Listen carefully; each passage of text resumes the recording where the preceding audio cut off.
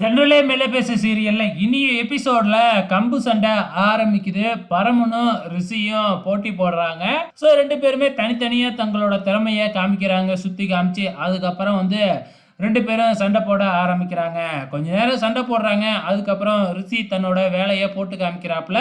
அதாவது தன்னோட கம்புல தான் பிளேட சொருவி வச்சிருக்கிறாப்புல இல்லையா, அதை வச்சு பரம மேல கிழிச்சு பரமனுக்கு ரத்தம் வருது. உடனே இளமதி போட்டியை நிப்பாட்டி ஊர் மக்கள்கிட்ட, இந்த ரிஷி ஒரு ஃப்ராடு பாருங்க, கம்புல பிளேடு வச்சு பரமனை கிழிக்கிறான் அப்படின்னு கம்ப்ளைண்ட் பண்றாங்க.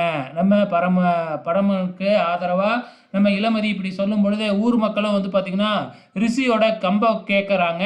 ஆனால் ரிஷி இருந்துக்கிட்டே இந்த பொம்பளை பேச்சை கேட்டு ஏன் கம்பை செக் பண்ணுறீங்களா அப்படின்னு சொல்ல, அதுக்கப்புறம் பரம அதெல்லாம் ஒன்றும் செக் பண்ண வேணாம், அவ்வளோதானே, எதாக இருந்தாலும் நானே பார்த்துக்கிறேன் அப்படின்னு சொல்லிட்டு மறுபடியும் போட்டியை ஆரம்பிக்கிறாங்க. அதுக்கப்புறம் என்ன, நம்ம பரம ரிஷியை விட்டு வெளுன்னு வெளுக்கிறாப்புல. கம்பையே அடித்து நவுத்தி எறிஞ்சிட்டு ரிஷியை மட்டும் காலில் அடித்து மண்ணு கவ வைக்கிறாப்புல. அதுக்கப்புறம் ரிஷி மூஞ்சி முன்னாடியே உட்காந்து நம்ம பரம அப்படியே கெத்தாக போஸ் கொடுக்குறாப்புல, ஜெயிச்சிட்டோம் அப்படின்னு சொல்லிட்டு. அதுக்கப்புறம் என்ன, பரமன் ஜெயிச்சதுனால மாலையை போட்டு நம்ம பரமனை அப்படியே தூக்குறாங்க. அதுக்கு அப்புறம் வர்ற இளமதி நம்ம ரிஷியை பார்த்து பஞ்சு டயலாக்லாம் பேசிக்கிட்டு இருக்கிறாங்க. ரிஷிக்கு ஒரே அவமானமாக போச்சு.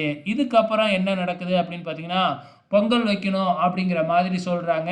ஏற்கனவே இந்த லீலாவதி ஃப்ராடுத்தனம் பண்ணி இளமதி வைக்கிற பொங்க பானையை மாற்றி வச்சு அந்த பொங்க பானை சூடே ஏறாத மாதிரி சட்டியில் தடவி வச்சிருக்கு. இளமதியும் அடுப்பை பற்ற வச்சு எங்கே தண்ணியே கொதிக்க மாட்டேங்குது, அரிசி போடலாம்னு காத்துக்கிட்டு இருந்தா கொதிக்கவே மாட்டேங்குது, என்னம்மா தண்ணி கொதிச்சிடுச்சா அப்படிங்கிற மாதிரி எல்லாருமே கேட்குறாங்க. உடனே இளமதியோட அம்மா நீ பரவாயில்லம்மா, தண்ணி கொதிக்கலனாலும் பரவாயில்ல, அரிசியை போட்டுரு அப்படின்னு சொன்ன உடனே இளமதியும் அரிசியை போட்டுட்டாங்க.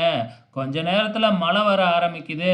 மழையில் அந்த சட்டியில் தடவி இருக்கிறது எல்லாமே கரைஞ்சி போகுது. அதாவது சூடு ஏறாமல் மாதிரி ஏதோ பின்னாடி தடவி வச்சிருக்குல்ல இந்த லீலாவதி, அது எல்லாமே கரையுது. நம்ம பரமனும் ஒரு போஸ்டர் எடுத்துகிட்டு அப்படியே சட்டிக்கு மேலே பிடிக்க சட்டியில் இருக்கிற சாப்பாடும் பொங்கிடுது.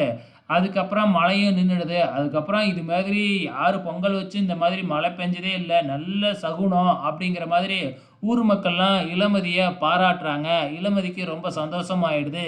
ஏன்னா லீலாவதி ராசி இல்லாதவன்னு சொல்லிக்கிட்டு இருந்தாங்க இல்லையா, இப்போ ஊர் மக்கள் எல்லாமே சேர்ந்து இளமதி ஒரு ராசியானவ அப்படிங்கிற மாதிரி சொல்கிற மாதிரி நம்ம பரமம் பண்ணிட்டாப்புல.